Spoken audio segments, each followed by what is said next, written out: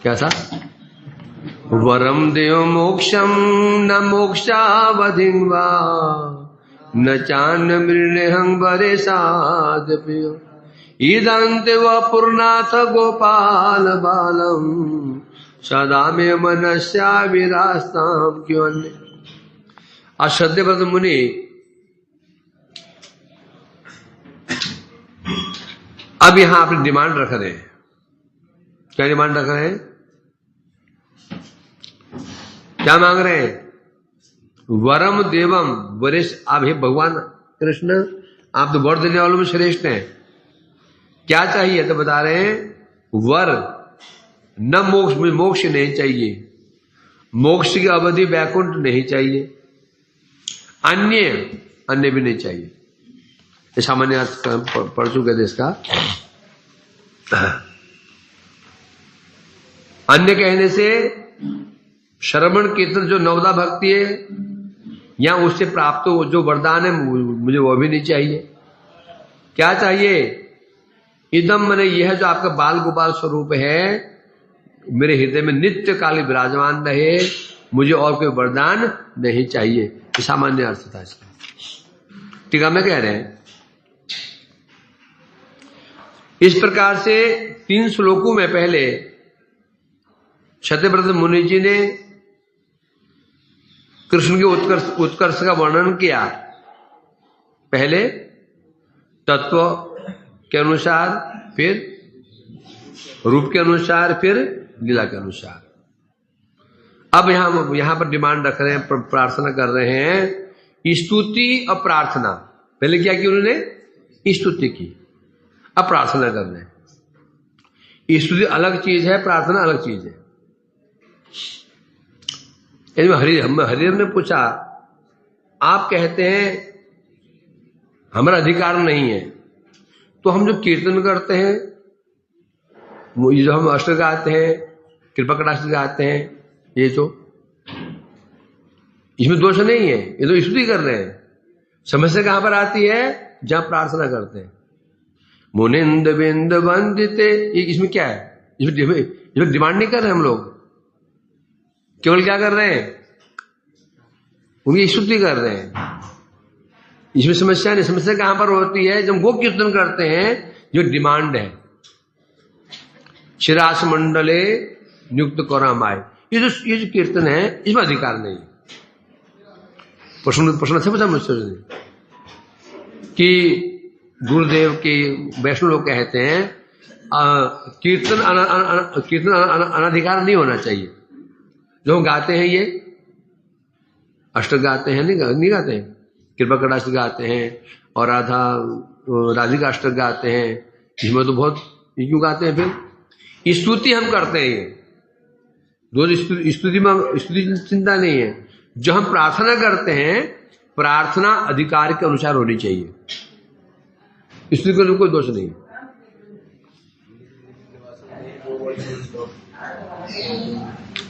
ये अधिकार के अंदर है, इसमें कौन सा कोई बड़ी बात है। स्पेशली जो राधा जी के जी होती है वो करते हैं, जो किसके संबंध है? राधा जी के संबंधी है। वो गिरिराज जी तो हमारे आराध्य है, उसको समस्या नहीं है।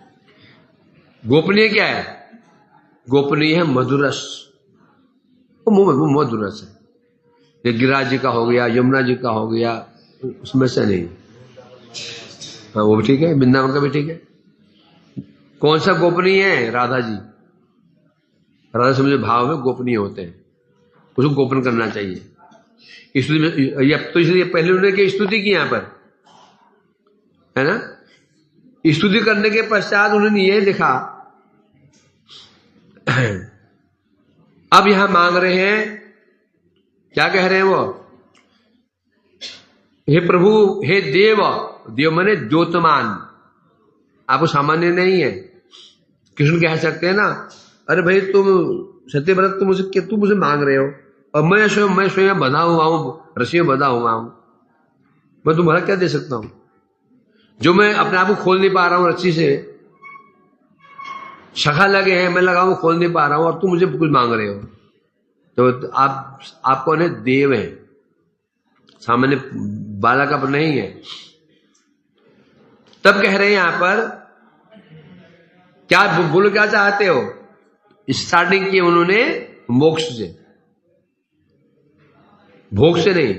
भुक्ति, मुक्ति, सिद्धि, भक्ति, इतने साध्य हैं संसार में। पहली भुक्ति, भुक्ति माने भोग, राजा बन जाऊं, धनवान बन जाऊं, संतानवान बन जाऊं, उसमें पत्नी मिल जाए, पति मिल जाए, ये सब क्या है? ये भोग। इसकी इच्छा उन्होंने नहीं की है। शुरुआत कहां से की? सीधे मोक्ष से, मतलब सीधे ब्रह्मांड से बाहर। भुक्ति का स्थान ब्रह्मांड है, भुक्ति का स्थान ब्रह्मांड है। इस जगत से आरंभ करके ब्रह्मा जी का लोक, इसको कहते हैं ब्रह्मांड। ये भुक्ति का स्थान है। मुक्ति का स्थान ब्रह्मांड से बाहर है। पहले बोले मुझे मोक्ष नहीं चाहिए,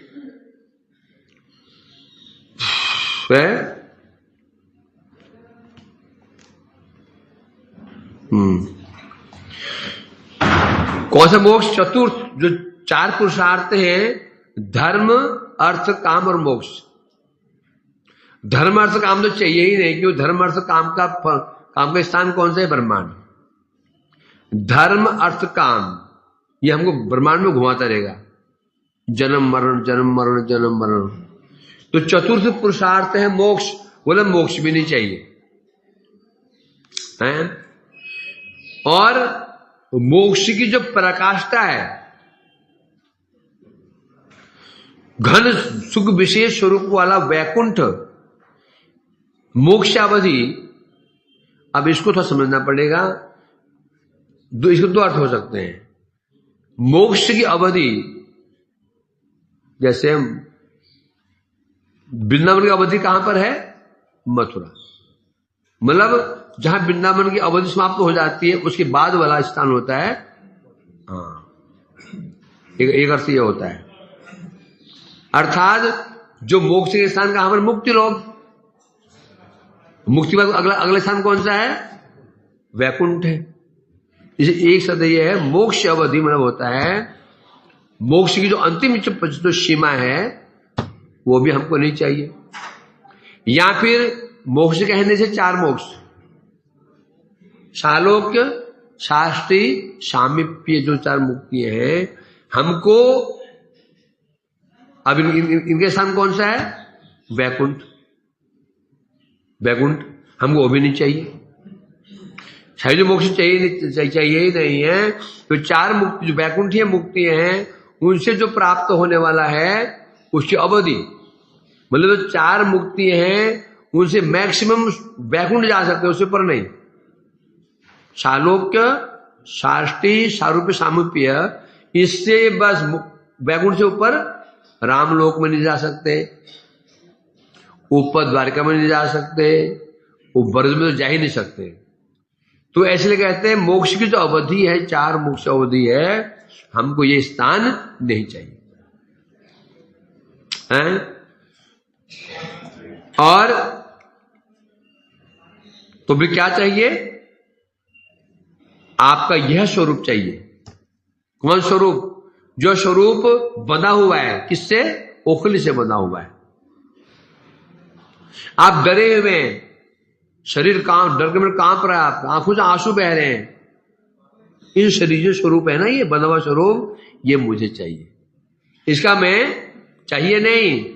मेरे हृदय में सदा मनुष्याभि रास्तांग, सदा में मनसी, मेरे हृदय में सदा के लिए ये स्वरूप बंध जाए, आ जाए। क्यों बन गए? और ये स्वरूप मेरे हृदय में आ गया तो आपके अन्य का प्रश्न ही नहीं उठता। बोलो क्यों? बता रहे थे इसमें क्यों? क्योंकि जो ये स्वरूप क्या बता रहे हैं? जो आपका ये स्वरूप है, सब सिद्धियों का सार है, मूल जिन्हें रस हो सकते हैं उनका सार है, आनंद कंद है। यदि स्वरूप हृदय में आ गया तो फिर भुक्ति क्या और मुक्ति क्या, उसकी इच्छा खत्म हो जाएगी। यहां कह रहे हैं तो यहां से मोक्ष, मोक्षावधि और श्रवण आदि 3 वर्ग प्रार्थना की है। मोक्ष नहीं चाहिए मोक्ष की अवधि वैकुंठ नहीं चाहिए। अन्य से क्या लिया गया? नवदा भक्ति, श्रवणम कीर्तनम ए। कर्मशः मोक्ष श्रेष्ठ हुआ मोक्षावधि वैकुंठ, वैकुंठ श्रेष्ठ हुआ नवदा भक्ति।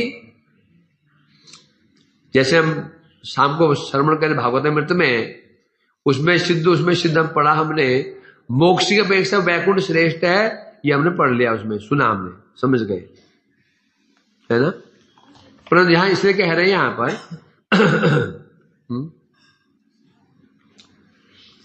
कामं भव स्वभिजिने निरेषु नास्तात्।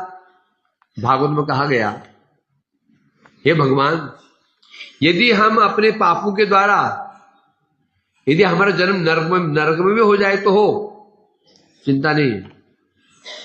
महत्व पाप खतरनाक नहीं है।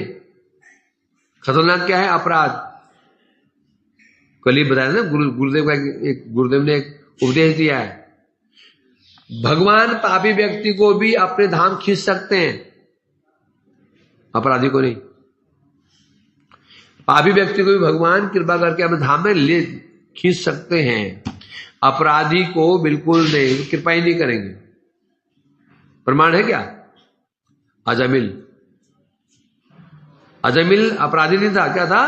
पापी। जगाई बधे अपराधी नहीं थे, पापी थे। जितने भी एग्जाम्पल दिए गए हैं, नारद जी जिसमें कृपा की थी, वो व्याध, वो पापी था, अपराधी नहीं था वो। उनका उद्धार हो गया। जिन्हें अपराध कर दिया तो समझो, इसलिए कह रहे यहां पर हाँ, कह रहे भागवत में कह रहे हैं, यही प्रभु, यदि अपने दुष्कर्मों के अनुसार, अपने पापों के अनुसार, यदि मेरा जन्म नरक में हो जाए तो कोई चिंता की बात नहीं है। ऐसे क्यों बोल रहे हैं? तात्पर्य कहने क्या है? अर्थात भक्ति करनी है, भक्ति करनी है। नरक में रहे, भक्ति वहां हो जाएगी, स्वर्ग में भक्ति हो जाएगी, जहां भक्ति हो जाएगी। भक्ति कहीं भी, किसी भी स्थान पर, कभी भी, किसी भी योनि में हो सकती है। कोई कार्य करने के लिए चार चीजें होती है। क्या? कभी भी, ये काल का विचार आ गया, कहीं भी, और कोई भी व्यक्ति विचार हो गया, और किसी भी स्थान, किसी भी अवस्था में, काल, पात्र, स्थान और परिस्थिति। कह रहे हैं क्यों भक्ति कहीं पर भी हो जाती है। क्यों भक्ति कहीं पर करने से कोई स्थान की बाध्यता नहीं है, बाध्यता नहीं है। नहीं भक्ति मठ में ही होगी, न घर में नहीं होगी, या भक्ति वृंदावन में ही होगी, अमेरिका में नहीं होगी, या दुबई में नहीं होगी, तुर्किस्तान में नहीं होगी। भक्ति कहीं पर होगी, कहीं पर भक्ति होगी है। और किसी भी अवस्था में होगी, बाल्यावस्था हो, वृद्धावस्था हो, गर्भावस्था हो, वहां भी हो जाएगी। प्रहलाद की भक्ति कहां शुरू हुई थी? गर्भ में थे, वो गर्भ में, वहां भी हो सकती है बिल्कुल। और किसी भी पात्र में, किसी भी योनि में, मनुष्य हो, पशु हो, पक्षी हो, कीड़ा हो, मकोड़ा हो, किसी भी योनि में हो सकती है। अब प्रश्न यह है क्यों हो सकती है? किसी भी योनि में, कहीं पर भी, कभी भी। भक्ति ऐसी विशेषता क्यों है? क्योंकि भक्ति जो है आत्मा का धर्म है, और आत्मा चिन्मय है। चिन्मय आत्मा को जड़ीय काल, जड़ीय स्थान, जड़ीय परिस्थितियां, जड़ीय पात्र स्पर्श नहीं कर सकते। जो आत्मा है ना, जड़ीय जगत तो स्पर्श नहीं कर सकता, और जड़ीय काल स्पर्श नहीं कर सकता। इसलिए भक्ति कहीं पर भी हो सकती है। परंतु यज्ञ, दान आदि जो हैं, इनके लिए विचार होता है। विचार होता है। यज्ञ के लिए स्थान चाहिए, उचित स्थान चाहिए, दान के लिए उचित स्थान चाहिए, उसके लिए उचित समय चाहिए, उचित पात्र चाहिए, इतनी समस्याएं होती हैं। इसलिए यहां तो कह रहे हैं यहां पर क्या, तो यहां से क्या सिद्ध हुआ, यहां क्या सिद्ध हुआ कि नरक में भी भक्ति हो सकती है। इसलिए कह रहे हैं यहां सिद्ध हो गया यहां पर वैकुंठ, मोक्ष श्रेष्ठ क्या है, वैकुंठ, वैकुंठ श्रेष्ठ क्या है, नवदा भक्ति। फिर प्रश्न बोल कैसी बातें करता हूं, अरे भक्ति के फल क्या है, वैकुंठ। फिर कैसे, जब भक्ति का फल वैकुंठ है, फिर वैकुंठ से भक्ति श्रेष्ठ कैसे हो गई, स्वाभाविक है। साधन श्रेष्ठ, साध्य श्रेष्ठ, साधन श्रेष्ठ की साध्य श्रेष्ठ, साध्य श्रेष्ठ होता है। भक्ति साधन है, साध्य होगा वैकुंठ, फिर साधन श्रेष्ठ कैसे हो गया, क्योंकि वैकुंठ केवल वैकुंठ में ही है, वैकुंठ में ही है, परंतु भक्ति के प्रभाव से जहां भक्ति की जाएगी वैकुंठ वही प्रकाशित हो जाएगा। तो श्रेष्ठ महिमा किसकी रही, वैकुंठ में ही है। नवदा भक्ति नरक में की जाएगी, वैकुंठ वहीं पर ही, संसार में की जाएगी, वैकुंठ वहीं पर ही है। यमराज जी कहां रहते हैं, नरक में तो है यमलोक। क्या कर रहे हैं उधर, भक्ति कर रहे हैं, तो वैकुंठ वही वैकुंठ है? तो बोले तो तब तो हाँ ये भक्ति, तब तो नरक तो हम जा सकते हैं आसानी से। वो आसानी, वो इजी जाना, वैकुंठ जाना मुश्किल है। जब भक्ति नवदा भक्ति की महिमा है तो फिर क्यों ना हम नरक जाने की तैयारी करें। वो तो रास्ता तो उसी रास्ते चल हम उसी रास्ते में रहे, जो रास्ते चल रहे हैं वो रास्ता नरक ही जा रहा है। तो फिर क्या वही भक्ति करेंगे, हैं? ऐसा नहीं होगा, समझे कि नहीं। तो इसलिए कह रहे हैं यहां पर, हाँ, अब भक्ति के प्रभाव से नरक आदि में भी वैकुंठवास की सिद्धि हो जाती है, इसलिए नवदा भक्ति श्रेष्ठ है। भगवान ने कहा है, बताओ तुमको मोक्ष चाहिए नहीं, वैकुंठ चाहिए नहीं, नवदा भक्ति में नहीं चाहिए, तो तुम क्यों मेरी स्तुति क्यों कर रहे हो। सीधी बात है, हम किसी प्रार्थना करते हैं, स्तुति करते हैं, ऐसा नहीं करते ना, करते क्या, कोई तो कारण होता है। जब हम किसी को हाथ जोड़ते हैं, प्रणाम करते हैं, कुछ तो होता है ना। तो प्रणाम क्यों कर रहे हो हमको, मेरी स्तुति क्यों कर रहे हो, कुछ तो डिमांड होगी। तब कह रहे हैं ना, है बोलो क्या है, बताओ क्या चाहते हो। बता रहे हैं, हे नाथ, जो मैंने वर्णन किया, आपके स्वरूप का वर्णन किया मैंने,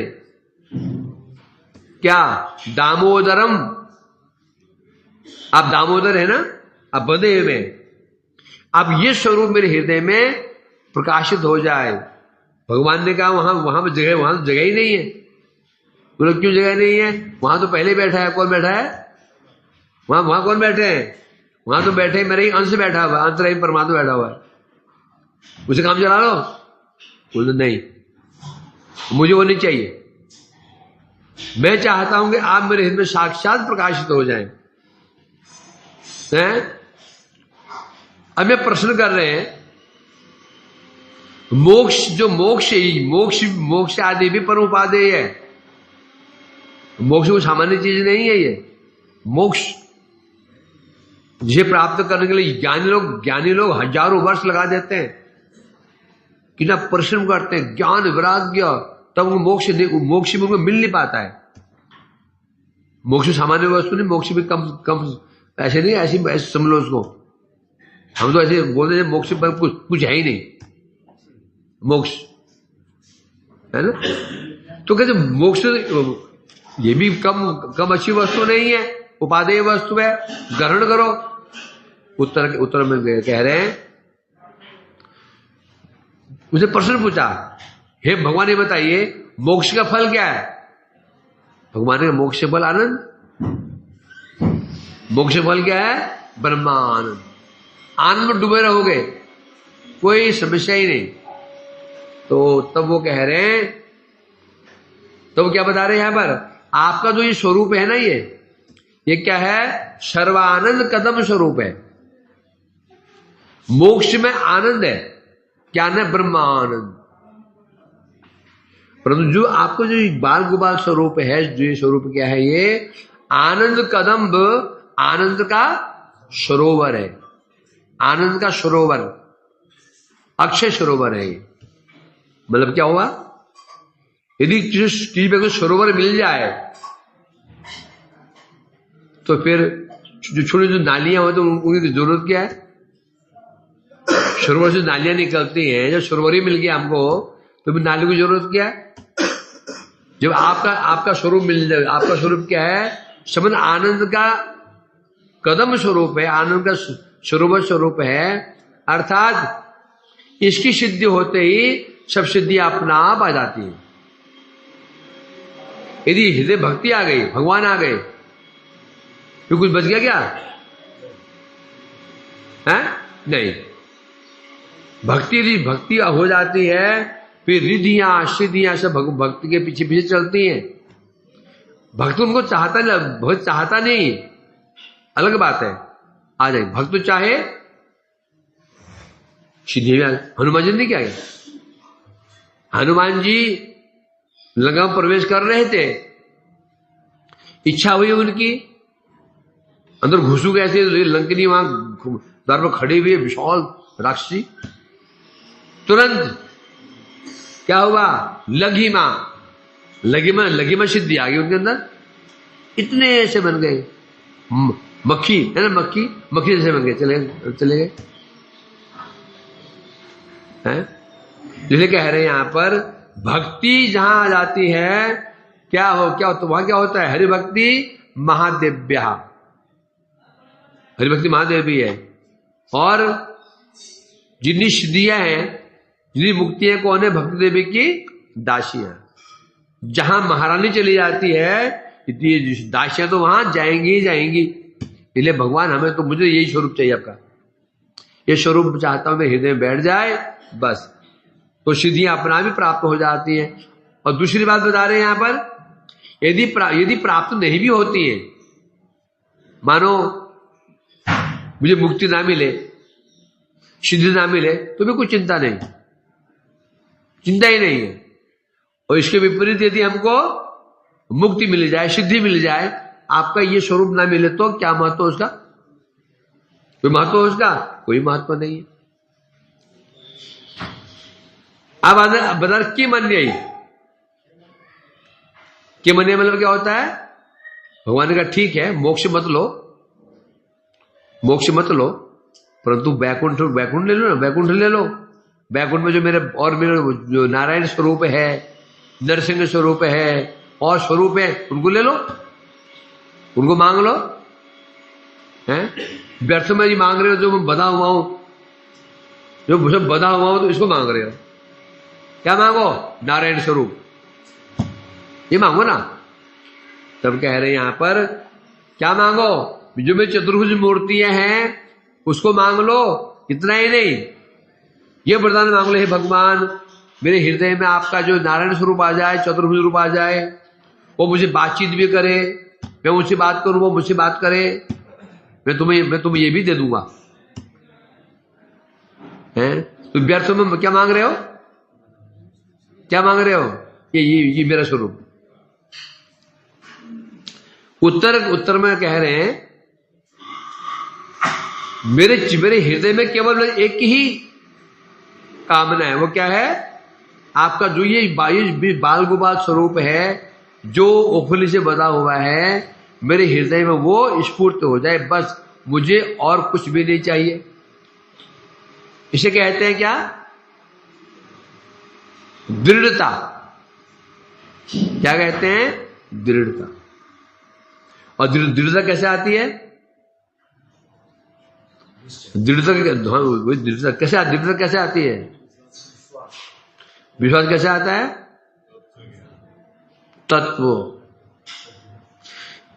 तत्व ज्ञान बहुत जरूरी है। नारायण क्या तत्व में है, राम क्या तत्व में है, द्वारकाधीश क्या तत्व में है, कृष्ण क्या तत्व में है। जो तत्व में हम पारंगत नहीं होंगे तब तक दृढ़ता आएगी ही नहीं। दृढ़ तत्व जरूरी है। जगत में भी हमें तत्व चाहिए, तत्व ज्ञान चाहिए होता है, हैं? दुकान में गए, भैया ये कोई चावल, कोई नाम बताओ चावल का। बासमती चावल दे दो। वो तो नहीं है, ये दूसरे ले जाओ, सस्ते वाले हैं। अब तो पता है बासमती चावल क्या होता है, अति अति पौष्टिक होता है। अब ले लोगे? नहीं लोगे ना। हर विषय में ऐसा ही है। यदि आपको पता ही नहीं, आप सोच चावल तो चावल ही होता है, चावल तो चावल ही होता है। आप कोई भी चावल ले लोगे, सोचिए क्या सोचोगे, बल्कि दाम और भी कम है। यदि आप पता है ये जो चावल होता है इसकी विशेषता है, तो आप 10 दुकान में खोजोगे, 20 में खोजोगे, लोगे तो वही चावल लोगे। कपड़े ले जाते हैं, फल लेने जाते हैं,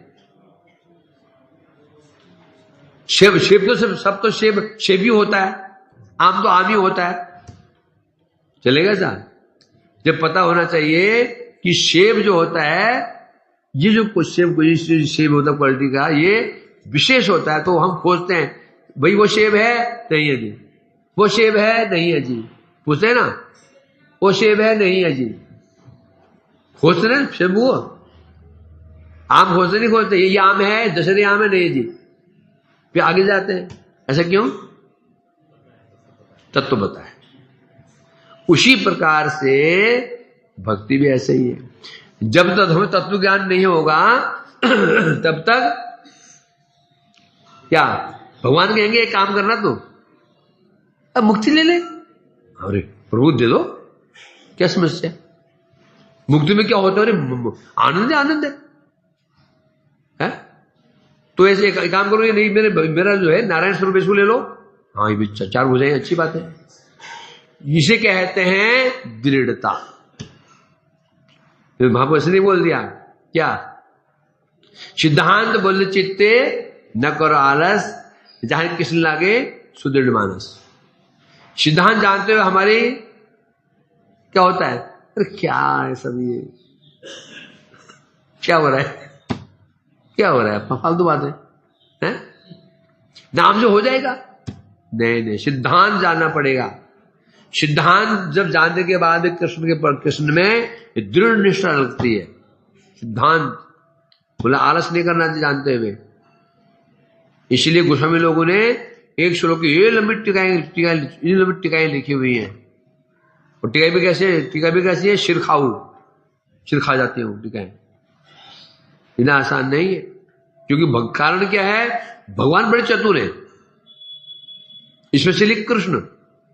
नारायण सीधे साधे हैं, उनको दिल में कुछ है ही नहीं, एक ही चीज है, ले भाई ले जा। समझे कि नहीं? नारायण की दुकान क्या है? एक की दुकान बस हो गया। और कृष्ण की दुकान कैसी है? बहुत माल है, और वो हमको टरका देंगे, ये ले जाओ, ये ले जाओ, वो ले जाओ। समझे कि नहीं? लेकिन कृष्ण को बस में यदि करना हो तो बहुत चतुराई चाहिए, बहुत तत्व ज्ञान चाहिए। नहीं तो हमको देखो ना, सत्यव्रत मुनि को बहका रहे हैं, ये ले लो, मोक्ष ले लो, नारायण को ले लो, बैकुंठ को ले लो। यदि लालच में पड़ गए तो गए। इतनी अडिग होना पड़ेगा। अभी हमें कुछ भी नहीं है। भगवान बोलते देखो एक राजकुमारी है, तू शादी कर ले, पैसे मैं दे दूंगा, चिंता मत कर। क्या होगा? पैसे मिल ही रहे, चले जाएंगे। बहुत बुरी बात छोड़ दो। फिर यदि अप्सरा आ गई तो फिर छोड़िए। मुक्ति देवी सामने आ गई। मुक्ति कितनी सुंदर मुक्ति है। हम तो कहते हैं मुक्ति ऐसी है, समझे? अभी ऐसी समस्या हमारी है। तो इसलिए कह रहे हैं यहां पर, नहीं नहीं, मुझे तो आपका ये स्वरूप है, इसको ही मैं चाहता हूं मेरे हृदय में स्फूर्ति हो जाए। इस प्रकार से यहां पर सत्यव्रत मुनि प्रार्थना भी कर रहे हैं, स्तुति भी कर रहे हैं। ये दोनों आ रही, ईश्वरों दोनों बातें आ रही हैं। क्या स्तुति भी कर रहे हैं और प्रार्थना भी कर रहे हैं। अब यहां उन्होंने क्या मांगा है? दर्शन। कहां दर्शन मांगा है? हृदय में। सदा में मनस्या आविरास्तान की अमन्य, हृदय मांगा है। परंतु अभी अगले श्लोक में क्या मांगेंगे? क्या मांगे? अक्षी, सामने। इस प्रकार से चलेगा ये। चलो, वांछा कल्पतरुभ्यश्च, अभी आरती करो भाई।